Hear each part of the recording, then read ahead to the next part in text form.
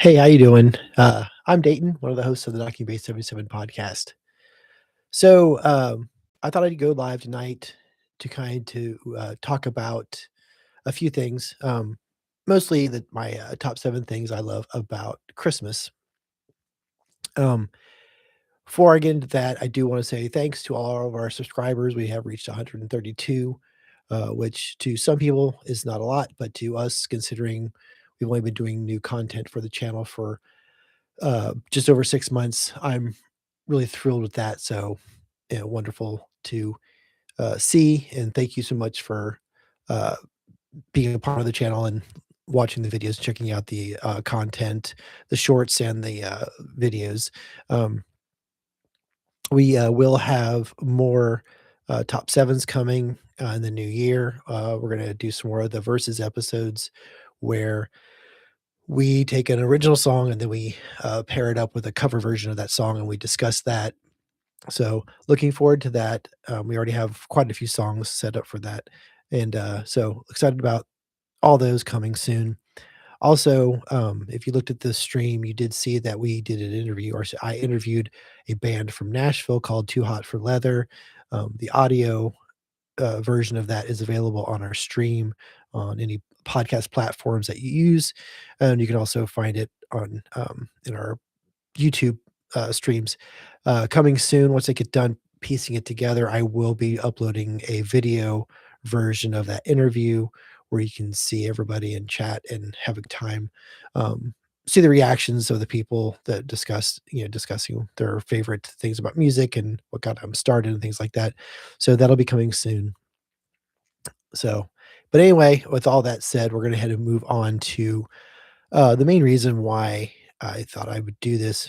And um, I worked in retail for many years in management and also as an hourly salesperson, whatever. And Christmas was always a crazy time. And now, after over a decade of being a mail carrier, Christmas once again is a crazy time. And it's crazy for a lot of people for all different kinds of reasons. And one thing that's very interesting, as I was going through my list of things, and in no particular order, by the way, um, it occurs to me that Christmas changes very much depending on the place you are in your life. Obviously, when you're a little kid, it's all about Santa Claus, it's about the gifts, it's about, what's under the tree and putting out the cookies for Santa and things like that. And as get a little older in your teen years, it's a little bit more, the Christmas lists become more like, things you want but can't afford, like when I was a teenager, it was a lot of movies, a lot of records or CDs or cassettes, depending on the time, um, you know, uh, accessories. I was into photography, it was accessories for that. Into when I was in a band, it was stuff for my drum set, and and then when you get older in your adult years and then you get into relationships, then Christmas changes again, and it's about, um, maybe figuring out how to divide up time between your family and, the new family you're become a part of, and so that makes it challenging. And then, when you actually have your own family like I do now, um, and I have my immediate family, my wife and my daughter, and, a few close in-laws, but my family, for the most part, what's left of them, aren't anywhere near me, so it becomes all about my, small group of family that I have now. So, and, obviously, when our daughter was little, it was all about her, and as we get older, it kinda changes. So, Christmas really does change a lot depending on what part of your life you're in. So, and I think a lot of my top 7 things here kinda reflect that, how things change. So, in no particular order, let's go ahead and do my first thing about Christmas that I do love, and that is the music. So, what's funny is as a kid, when it came to music, I was just pretty much, it's Christmas carols and that's it. One of the things we did, on my dad's side of the family, there was a piano there, and we sang Christmas carols. You did Silent Night, the 12 Days of Christmas, you know, things like that. It was just, of course, you did Rudolph, and some of the things you remember that, they had booklets of songs I had never even heard of, their first Noel and things like that. It was just like, "Okay, whatever." But when I got older, my teen years, especially in the '80s, of course, you had Band-Aid and the song "Do They Know It's Christmas?" Um, and you're like, "Okay, well, this is new." And then, of course, you had the CD series, album series of A Very Special Christmas, where artists, would do either new songs or they would do their version of an old classic or whatever. So, I was actually an adult before I realized that Christmas albums and Christmas music was a thing that many, many artists did on a regular basis, and I had no idea. It really became a thing that I noticed when I worked at Target, and we had a whole display of Christmas albums, Christmas CDs and stuff, and I was just like, I didn't realize that this many artists did it. So, for me, now that I've gotten older and now that I listen to a lot more Christmas music, and for me, Christmas music starts November 1st. Um, I make a Spotify playlist, and I sometimes just hit a list that's already there, and then I start adding my own and whatever. And what I really dig about it, especially as I've gotten more and more into it, what I really, really like are the artists that write new songs, make something very much that's them, or also, um, takes a classic and changes it to have that artist's personality. So, stuff like, the Brian Setzer Orchestra does a great job doing both, does a lot of the classics like Rudolph the Red-Nosed Reindeer, Run, Run, Rudolph, and then he does, some of his new stuff, but, which I would include it in new. He takes the Flintstones opening theme song and made a Christmas song out of it called, Yabba Dabba Yuletide, and it's so much fun. It is a great, great song. So, the Brian Setzer Orchestra is a favorite of mine this time of year, and other artists, Kelly Clarkson, which I have said on some of our other episodes that I do think she has the best voice in pop music for sure. But her song, "Underneath the Tree" just is amazing. I love it, and it lives rent free in my head pretty much starting, December 1st. It just becomes that song that says Christmas to me.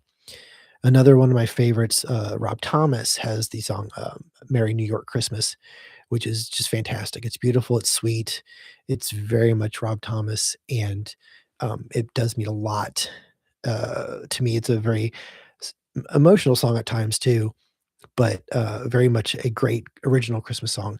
Now, I also like the fun ones, like, when, like, Blink-182 brings a little bit of fun and a little bit of aggression to the holiday season and the stress that we, kinda get into with "I Won't Be Home for Christmas," because basically he loses his temper and, goes after Christmas carolers and ends up in jail. So, fun song for sure. But, of course, and then you have the Weird Al Christmas, like, Ground Zero. I love when, artists take Christmas and make a fun song, a silly song or whatever, and give us something different to listen to than all of the stuff, things we hear all the time. But, not to say that I don't love the classics because I do.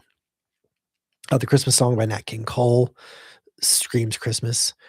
This Christmas by Donny Hathaway is another good one. Happy Holiday, uh, Holiday Season by Andy Williams, another great classic song for sure. And one that's classic, but also a little bit more fun in a kind of a twisted way is Father Christmas by the Kinks. It's not what you think it's about. Really listen to the words. It's not what you think it's about. So definitely check that one out if you hadn't. Another classic, "Rockin' Around the Christmas Tree" by Brenda Lee is a fun one, and, one that it took me a while to figure out who it was, and I actually decided I'm gonna look it up. I kept hearing it, but it's, "What Christmas Means to Me" by Stevie Wonder. Love that song very much, just great. All these songs and many, many, many more, help me get into the Christmas spirit, when I'm feeling a little Grinchy or a little Scroogey, these songs help, and, I I like a combination of classic and new. I don't necessarily like somebody doing, yet another version of Rudolph, yet another version of White Christmas, whatever. Some are fine, but, at some point, it's like, do I really need to hear like, on the radio, I can hear this, 10 different versions of the 12 Days of Christmas. So, um, whatever. There's some good ones, 12 Days of Christmas. I mean, I prefer the Muppets version. Definitely love the one that, the cast of Phineas and Ferb does for 12 Days of Christmas. But, and of course, Bob and Doug McKenzie do a great version of the 12 Days of Christmas. But, they make it fun, and that's what I like about it with, classic songs. But, there's more. Like I said, I appreciate, the new generation of artists. Ariana Grande has a great Christmas song. She actually does one with Kelly Clarkson that's really good. So, I like when they do original ones. Even the Justin Bieber song, "Mistletoe," is cute, and I hate to actually admit that, but I'm gonna do it anyway. But, I end up making a playlist. I start with these, and I kinda go through and pick some certain albums, certain, movies that have great Christmas soundtracks, and those all go into my playlist. And, I my playlist is, anywhere from 7 to 8, 9 hours of Christmas music that I can play on a regular basis and hopefully not get sick of. So, but that's the first thing about Christmas that I really love. So, speaking of movie soundtracks, we're gonna move on to my next section, which is movies and TV specials. Now, when I was a kid, the TV specials, were kind of the way you knew Christmas was getting closer. You had, Rudolph the Red-Nosed Reindeer, Frosty, you had, A Year Without a Santa Claus. Those were just one of those things you look forward to, How the Grinch Stole Christmas. You knew that it was Christmas time, and you knew, you would watch the TV guide, you would watch the special, you wanted to be home when those were gonna be on. So, and I have copies, DVD copies of so many of those so I can watch them at my leisure. The Charlie Brown Christmas, is just a fantastic memory to have, a fantastic one to watch. Um, you know, the idea of Snoopy and decorating his doghouse and, that poor little tree that they end up decorating and it looks beautiful. So there's a lot of good in that Christmas special. Muppet Family Christmas, which is a wonderful special from 1987 that has, at that point, all of the Jim Henson Muppet characters, all the Sesame Street characters are there. Of course, the Muppets from the Muppet Show and the Muppet movies are there, and Jim Henson makes an appearance at the very end, which all these years later still kind of pulls at my heart just to see him there, because it was only few years later that we lost him. So, but yeah, that one, Emmett Otter, which is another one we watch every year, and luckily recently they released a DVD version that actually is an uncut, for the most part, the original edit of the film or the short that appeared on cable, which has a lot more, uh, has more verses to some songs, as well as, a comment by Ma about somebody falling off a dock. But anyway, it's great to have. So, I mean, movie-wise, so many of them. Recent years, we've had Elf with Will Ferrell, which it became an instant classic. We did a bonus episode on that. If you haven't, go check that out. Of course, the '80s classic, A Christmas Story, which is definitely one of those you either love or you hate. It has a special place in my heart, and I guess it has enough of a place in people's heart to where, 8-Bit Christmas, which is a newish film from just a couple of years ago, it's available on HBO Max, which is basically an '80s version of A Christmas Story, only this time it's Nintendo, not a Red Ryder BB gun. Um, I have thoughts about that movie. That's a whole nother episode. Maybe we'll discuss that next year. But, you have, Christmas Vacation, Holiday Inn, It's a Wonderful Life, um, The Santa Claus, which we did an episode on, a Patreon episode for that. Love that one. Another Disney Plus one, Noelle, with Anna Kendrick, who was fantastic and charming and sweet in that one. Kind of a different, Santa Claus story on that one.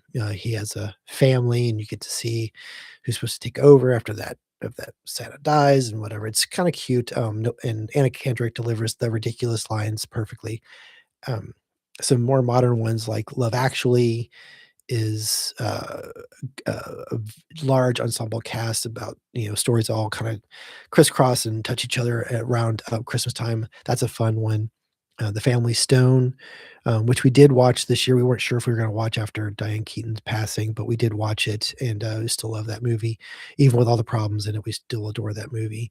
The Family Man with, Nicolas Cage and Téa Leoni is a cute one. It was actually when my wife and I watched it for the first time together right after we started dating. Other Disney ones, Phineas and Ferb Christmas Special is fantastic. They built the clubhouse for Santa, and then the whole town is naughty and all this other stuff. Just a lot of fun. A lot of great songs in that one too.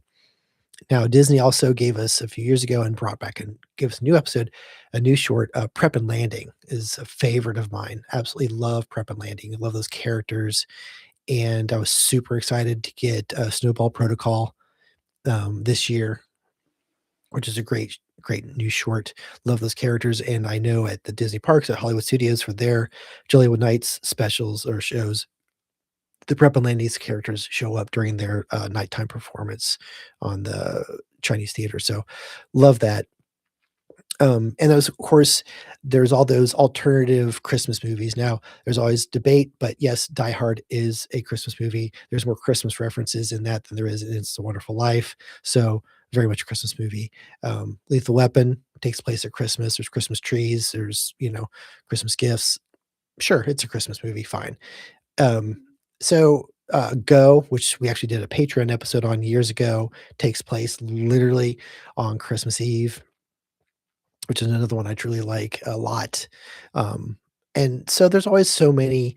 There's, been a few new ones. Um, there's no Hallmark movies in my house, just no.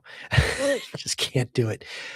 But, they continue, like, I know Spirited, from, I think, last year with Will Ferrell. It's another one that people seem to really like. Muppet Christmas Carol is one we watch every year, and we did an episode on that one too. So, there's a lot of Christmas movies out there. Netflix series, uh, oh what's it called? Dash and, Lily, another cute series that is there. The episodes are quick and a lot of fun and, a good idea. That's a fun one too. So, there's all kinds of great things to watch, and, for the most part, yes, I keep it to November and December.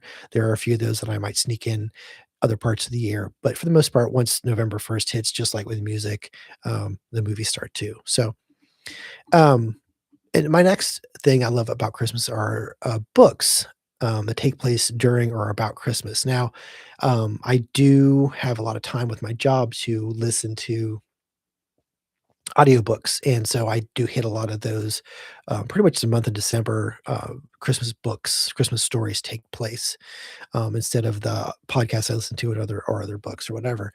So, A Christmas Carol is something I hit every once in a while, and I it's a quick listen, and it's interesting to check that one out and compare it to what ends up on the screen when in the different tellings, but that's one I always like to hit. A couple other, series that I do. One book is called The 12 Slaves of Christmas by Jacqueline Frost. Um, that one takes place in a fictional town called Mistletoe, Maine, and on a fictional Christmas tree farm. This, main character, Holly, breaks, leaves she's supposed to get married on Christmas Eve, and, the wedding gets called off. She moves back home to her parents' Christmas tree farm. There is a murder on the farm, and so there's this whole mystery about who did it, whatever. And the mystery isn't the reason I listen to that one, it's more the characters, and, the reality is I wish that place was real. I would totally go to that place.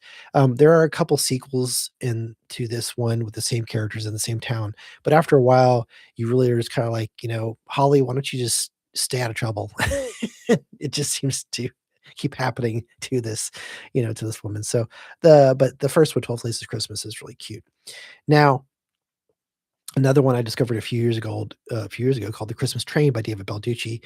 This one, just came up on a search, and, the gist of it is, this investigative reporter who now writes fluff pieces for magazines, gets banned from flying in the lower 48 states, and so he ends up taking a train from, New York all the way to California to meet his girlfriend. Well, he gets on the train and he meets all the people that work there and also take the train a lot, and there is a bit of a mystery in there. An old girlfriend shows up, a film producer, a film director, so a lot of things, a lot of great characters are there, a lot of interesting stories. I mean, it has a lot going on. There's romance, there's action, there's a lot of music that, you obviously can't hear, but there's a lot of music on there and lots of colorful characters. So that's really the what drives that one. And it's also a quick read. It's not very long or a quick listen, 7 hours for that one. So, that's one I really enjoy. Now, the next author, David Rosenfeld. This one I discovered just doing a search, and what I really like about his books, they're all, short little courtroom drama mysteries with a lot of humor, and they're also very short. Now, what I do like is that all of his book titles have dog themes in them, anything from what is it? Let's see, let me make sure you get this right. I just finished "'Twas the Bite Before Christmas," "Silent Bite," um Dachshund Through the Snow, Best in Snow, Deck the Hounds, just to name a few. Now, he has a bunch of these books, and a handful of them take place at Christmas. What's funny is he's not the biggest fan of Christmas, but his wife thinks Christmas runs pretty much, um, from, like, October until February.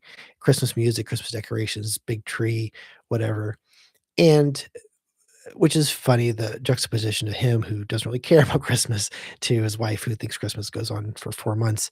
But the humor in the books and the fact that this guy is a big dog lover, he even has a, shelter that he, funds and everything else, so there's always a lot of dog references in the story, and they're fun, they're cute, there's not a lot of deep things going on in there, but, they're well put together. I mean, they're a little formulaic, especially when you hit a lot of them over and over again, you kinda see the beats, but like I said, it's the characters and it's the humor that really keeps me interested in those.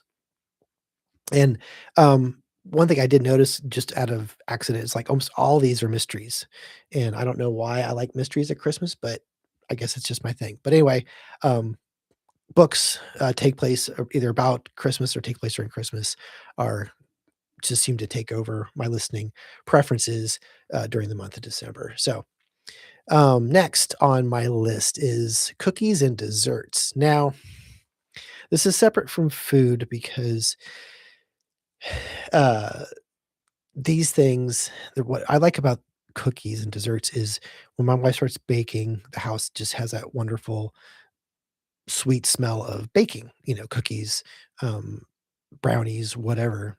Now, my wife and my mother-in-law exchange cookies. They each make a 5 or 6 different kinds. My mother-in-law also makes dip pretzels, and so she makes some, my mother-in-law makes some, and then, of course, everybody gets some on Christmas Eve, and we have so many, like, my wife makes my favorite, which is the chocolate crinkles, which are great.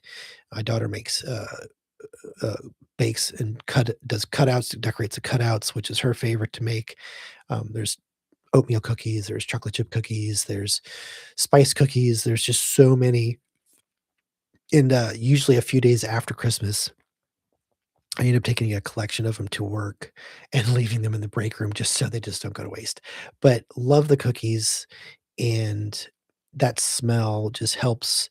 Like, I'll come home from work and can smell the baking and just be like, "Oh, yeah, it's Christmas time." So, now desserts, my wife, almost always makes a dessert for Christmas Eve dinner, and we've had, anything from, let's see, chocolate pie, we've had, apple crisp, we've had a trifle, chocolate chip cheesecake, and she usually tries to make something different.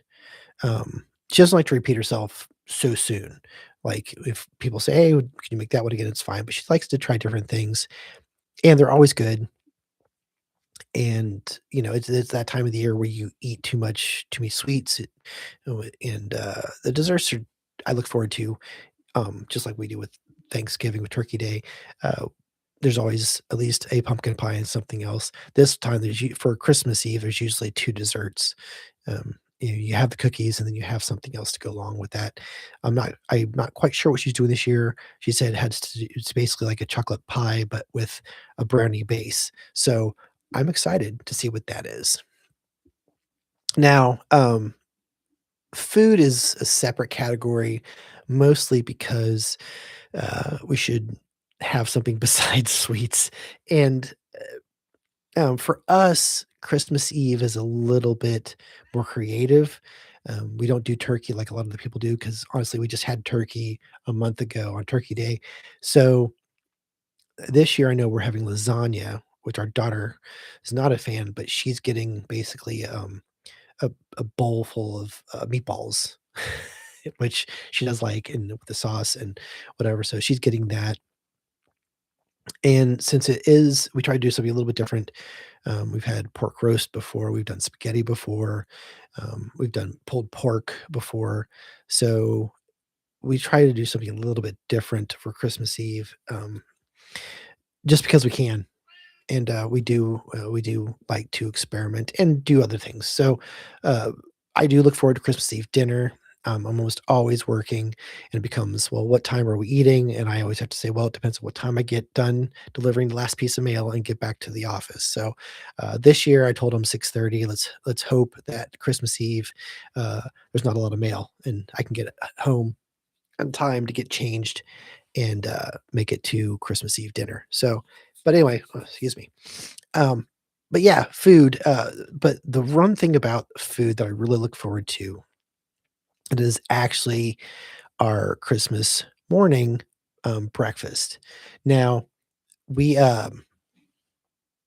my wife has this one meal that she makes every year, and it's a breakfast casserole, and it is the perfect thing to have after you've just spent 2 or 3 hours opening your presents. Now, I can't tell you exactly what's the recipe is, but I can tell you, there is bread and there is a lot of sausage, a lot of cheese, and egg, and it bakes and it smells wonderful, and it's that kind of food that sticks to your ribs, and it's just delicious. Now, what makes it even better is that we only have it for Christmas morning, so it's one time a year, and I know my daughter looks forward to it as much as we do, so, I can already taste it. I'm gonna wash away um, the saliva over there. I'm already salivating over the thought of that breakfast casserole, but and the funny thing is, like, I never remember, what we had when I was growing up, what we actually had for um, Christmas Day food. It just I know my mom made something, but it was never like the same thing. It was never that big of a deal. Um, and so speaking of food and moving on to my parents, we're gonna move on to traditions. And um, when I was a kid, was up until I was 7 years old, we lived in California. We moved out here to Ohio. Now, it was a big shock because in California, we had a lot of family. And every year we would pack up the car and we would drive about 2 hours up to Monterey, and Christmas Eve was at my dad's side, and that could have been up to 30 people depending on which family members were in town, and Christmas Day was at my mom's side, which was a lot smaller, 4, 5, 6, 7 of us maybe, so not a lot of people, and, um, so when we moved, across the country and ended up just the 4 of us, our parents decided that they'd start a new tradition, and, what they did was they decided, "Okay, well, here's what we're gonna do for Christmas Eve. We're gonna order pizza." So we would get pizza from whatever place at the time. I remember sometimes it was Papa John's, sometimes it was a local place like La Rosa's or whatever, but it was, we'd get pizza, we'd open up 1 present each, that was it, and then we would, watch slides of previous vacations and things like that. My dad was a photographer for years, so I've inherited all the slides. We have, carousels and carousels and carousels of slides, and that's what we do. We look at previous trips and spend a couple hours doing that, and then the night was over, and then we move on to Christmas Day, which was pretty relaxing, presents, whatever. So, but the the pizza on Christmas Eve got a little bit more difficult. My parents moved to South Carolina. My brother stayed up here. I was down there for a while. Then I came back up here. So the pizza thing kind of disappeared for a while. And then after my mom passed away and my brother and I were still living close together, I we tried to do it for a few years afterwards, but that unfortunately um, went away. But one thing that I still do to this day is my parents, for our stockings, along with some other stuff, usually candy or whatever, they put lottery scratch-offs in our stockings. So part of what we would do on Christmas Day was we would take we'd do our stockings and we'd do our scratchers and see if we won anything. Well, I still do that with my wife and daughter. They always get at least 3 scratchers in their stockings, and after all the presents are done, even after we've eaten, they get the scratchers out, and we see who wins. Now, the funny thing is consistently, my daughter seems to get the winners, um, which is cool. So, but yeah, it's something one of the few, traditions that I carried over from my family to this one is the lottery scratch-offs. So, it's traditions are fun, it's good to start new ones. It's good to try to keep the old ones alive.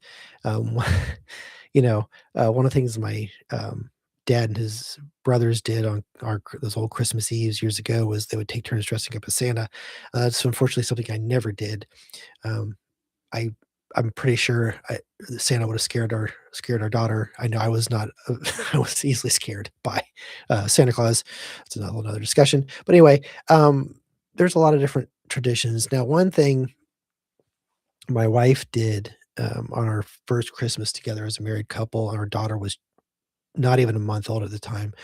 She started a scavenger hunt for the final present, and for years, it was my present, and then when our daughter got old enough to read the clues and figure them out, it became hers. So, my wife stays up late, on Christmas Eve into Christmas morning writing the clues, and the clues get scattered throughout whatever room where the tree is, and our daughter has to find the clues and find her last present.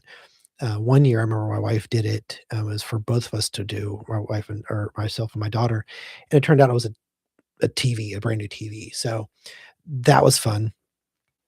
But yeah, I look forward to that. And, I got to give her credit. She still manages to keep the scavenger hunt interesting and fun. And, you know, I wish she would start on it a little sooner so she's not up so late at Christmas Eve, but it happens. That's just how she rolls.